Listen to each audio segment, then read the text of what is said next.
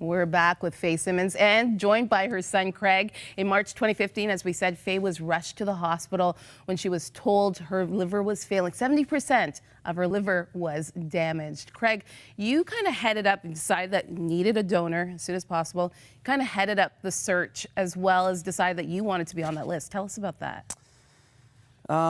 So when we learned that it was imminent that she needed a liver, we learned about the living donation option. Yeah. And I said to myself, I'll do that. It was a no-brainer. It really was.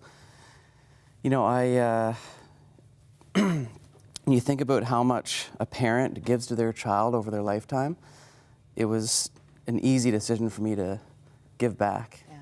It was a great opportunity for me to be able to do that. So that was an easy decision. And so, yeah, I had some time, so I researched the process, and I kind of spearheaded the search for other donors, because even though I wanted to do it, you didn't know. I didn't know if I could. Yeah. So yeah, and then 42 people came. Well, this forward, is the thing. 42 people. Faye, you're famous. Like, you are very popular. 42 people come forward. It was, friends, family.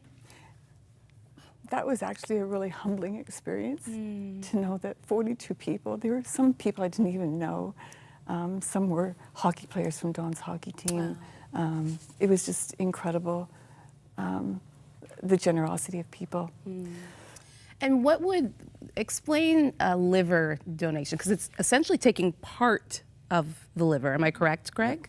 So they took 65%, so 2/3 of my liver, and they took 100% of her liver out and put my 65% in. Yeah. And in about 6 weeks, mine was fully regrown. Wow. So you spoiled it a little. You ended up being the donor. Yeah. And when you found out, Craig, that yeah. you were able to donate part of your liver to your mom, yeah. what went through your mind? I was pretty excited, to be honest with you.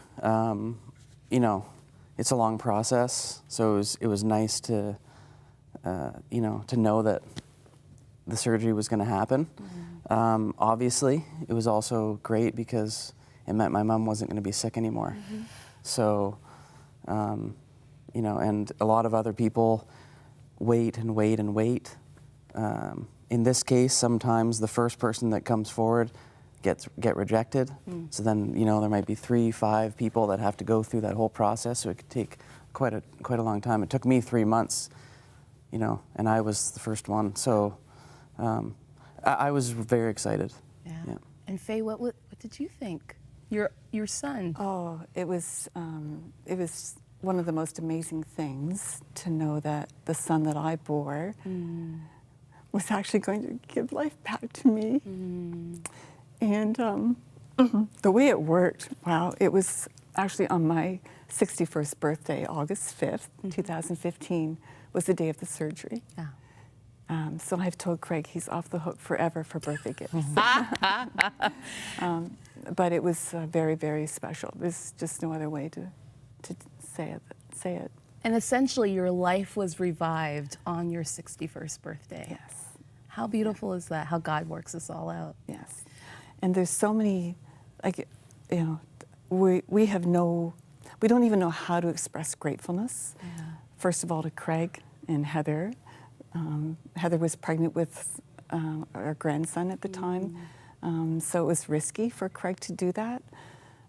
For all the people, for the medical people, and to God for creating the liver to be able to grow back, for giving the doctors the bright minds to be able to do a transplant. Yeah. And I want to ask you about that, the God story in all of this. How, I just find it amazing that your child was able to be your donor. Like, that's just God. It's totally God. It is. Yeah. So I know you're very passionate about sharing and educating people about living donors. Yes. So we are associated with the Organ Project. It's a new organization. It was started by Eugene Melnick, who's the owner of the Ottawa Senators, who himself had a life-saving transplant just a couple months before me. And as a result of that, he started this project to end the wait list for organ donations, because he just knows about the shortage.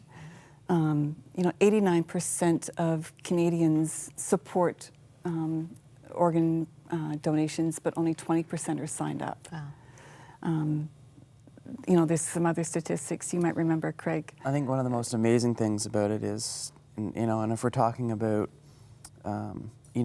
donating after you pass away, you can actually save, one body can save up to 8 lives. Wow. So it's not like, in this case, I just saved one. Yeah. Or the doctors did with my liver, but if you pass away and you're willing to donate your organs, you can literally save 8 people. So it's amazing. So the way to do it is to go onto the Organ Project site, organproject.net, and just register.